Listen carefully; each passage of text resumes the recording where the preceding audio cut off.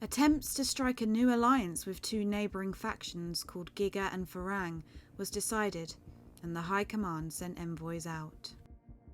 But Giga flatly refused any pleas for help, as they didn't want to commit to a second conflict, as they were in the midst of a cold war with a faction twice their size called Parson. Farang openly accepted talks, but would only commit to the defence of Yertle if they agreed to become a part of their territory, become Farang. With this, the only offer of help, the envoys returned to the council. After weeks of debates, discussion and talks of a vote, it was leaked.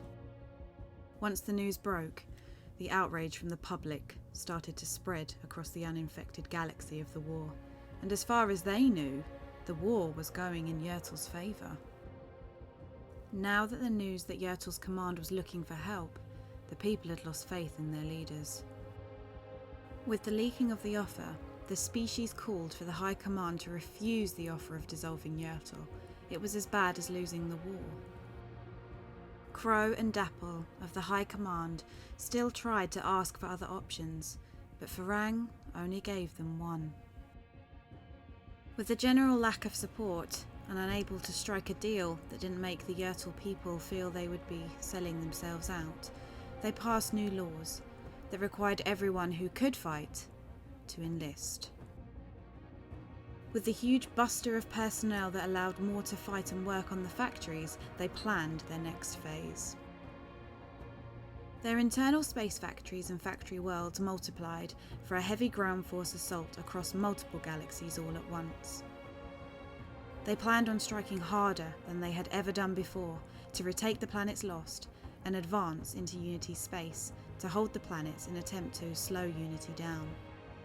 With all of Yertle now finally working as one, they were able to quickly form a new next line of war and stopped the advancing assault. With everything that had happened, they started to push back into lost territory and retake old worlds.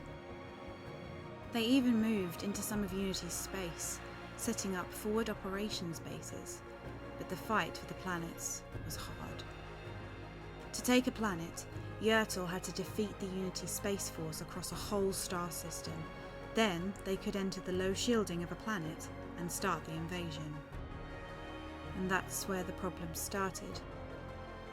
As they entered Unity's planetary shielding, they had to pass through at the correct speed to not activate it.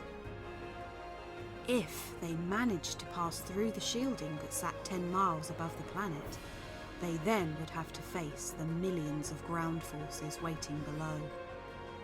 Invading ships took extensive damage in the assault. As they were no higher than 10 miles above the surface of the planet, this allowed Unity's internal anti-ship defences to strike.